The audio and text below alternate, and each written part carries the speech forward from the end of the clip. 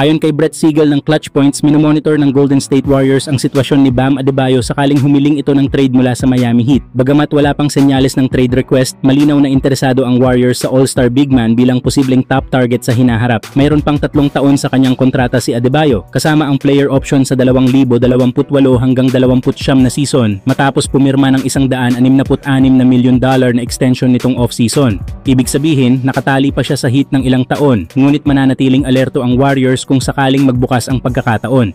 Kung sakali mang makuha siya ng Golden State, babagay si Adebayo sa kanilang sistema bilang defensive anchor at versatile big na kayang mag-switch sa depensa at tumulong sa ball movement. Ang kombinasyon niya ng lakas, athleticism at IQ ay swak sa mabilis at team-oriented na estilo ng Warriors. Kayo mga idol, sa tingin nyo ba magandang target ng Warriors si Bam Adebayo kung sakaling mag-request siya ng trade? Samantala, DeAndre Ayton hirap sa opensa pero nananatiling positibo sa bagong sistema ng Lakers. Limitado ang naging opensa ni DeAndre Ayton sa kanilang preseason game laban sa Phoenix Suns matapos makapagtala lamang ng 1 punto, 8 rebounds, 1 assist, 1 steal sa 2 blocks sa loob ng halos 18 minuto ng laro. Tumira lamang siya ng 2 beses sa buong laban at hindi talaga nakakuha ng maraming touches sa opensa. Isa sa mga dahilan nito ay ang kawalan ng 2 pangunahing playmakers ng Lakers, sina LeBron James at Luka Doncic, na parehong hindi naglaro. Dahil dito, hirap si Ayton na makatanggap ng maayos na pasa at makahanap ng magandang posisyon sa ilalim.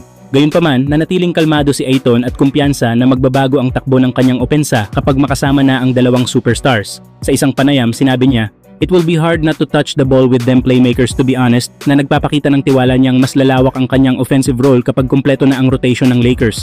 Sa pagbabalik ni na LeBron at Luka, inaasahang magiging mas fluid ang ball movement ng Lakers at mas mapapakinabangan ang presence ni Ayton sa pick and roll at low post situations. Kayo mga idol, anong masasabi nyo? Sa oras na maglaro na ang 2 playmakers, magiging dominante kaya si Ayton sa ilalim? Samantala, ayon kay Anthony Davis, hindi talaga tungkol sa posisyon ang issue niya noon sa Lakers kundi sa epekto ng pagiging center sa kanyang katawan. Anya, naglalaro ako bilang center pero para sa akin hindi naman talaga tungkol sa kung 5 o 4 ang posisyon. Ang punto ko, kapag buong laro at buong season kang center, mas malaki talaga ang pagod at epekto sa katawan mo. Ipinaliwanag din ni Davis na noong unang taon niya sa Lakers, hindi pa siya full-time center dahil naroon pa sina JaVale McGee at Dwight Howard. Hindi ko naman ginawa yon hanggang sa pangalawang taon ko sa Lakers.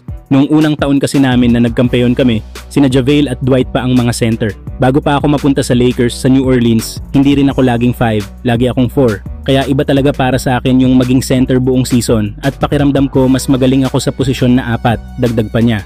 Gayunman, aminado si Davis na handa siyang maglaro bilang center kapag kinakailangan lalo na sa playoffs. Oo, minsan naglalaro ako bilang 5 sa Lakers man o sa New Orleans pero hindi sa buong season. Sa playoffs naiintindihan ko kasi depende sa matchups at sa plano ng team. Kung kailangan kong maglaro bilang center para manalo, gagawin ko, paliwanag ni Davis. Sa dulo, binanggit ni Davis na napag-usapan na nila ito ni Coach Jason Kidd sa Dallas Mavericks. Pero ipapaalala ko yan kay Coach Jason Kidd, naiintindihan naman nila at ipinagkakatiwala ko sa kanila ang desisyon, wika ng dating Lakers star. Kayo mga idol, sa palagay ninyo tama ba si Anthony Davis na mas dapat siyang manatili sa posisyon na power forward para mapanatiling healthy at epektibo ang kanyang laro?